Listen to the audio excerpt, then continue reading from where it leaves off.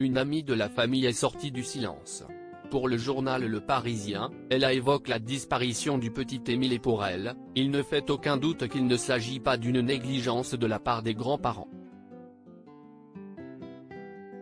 Samedi 8 juillet 2023, Émile, 2 ans et demi, jouait dans le jardin alors qu'il se trouvait en vacances avec ses grands-parents.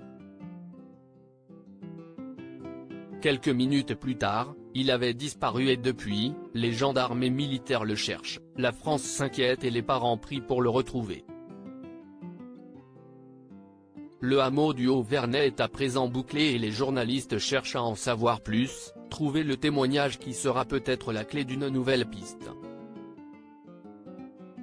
Et avec le Parisien qui s'est rendu sur place, s'y est plutôt une porte qui vient de se refermer, celle de la négligence. L'unité faisant la force, pas de tension, de reproche ou de culpabilisation entre les membres de la famille d'Émile, ce qu'a déjà laissé entendre le procureur de la République en charge de l'affaire hier soir lors de son point presse.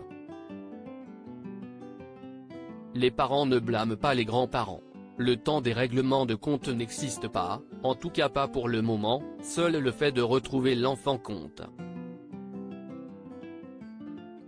Selon une amie de la Bouilladise, la commune des Bouches-du-Rhône où résident à l'année les grands-parents et les parents d'Émile, ce qui s'est passé n'a rien à voir avec de l'inattention.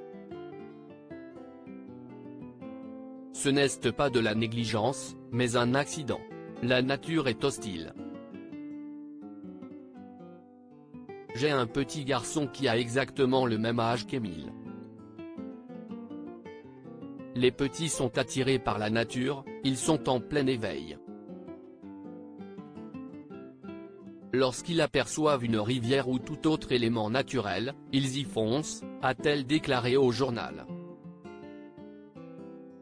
Des propos qui vont avec ceux des gendarmes qui parlaient il y a quelques jours d'Émile comme d'un suiveur de papillons.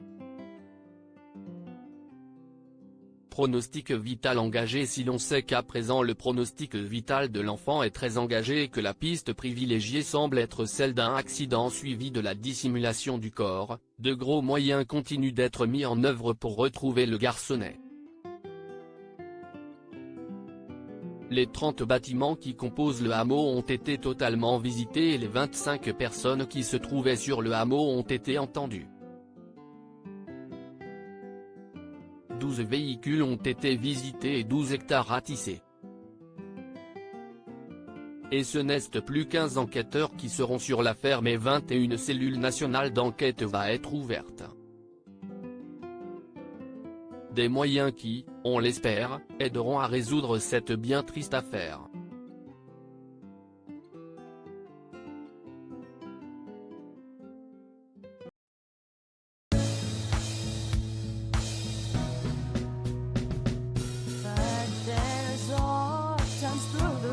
Sometimes I think you can let me know. Sit down, sit back, let me help you out.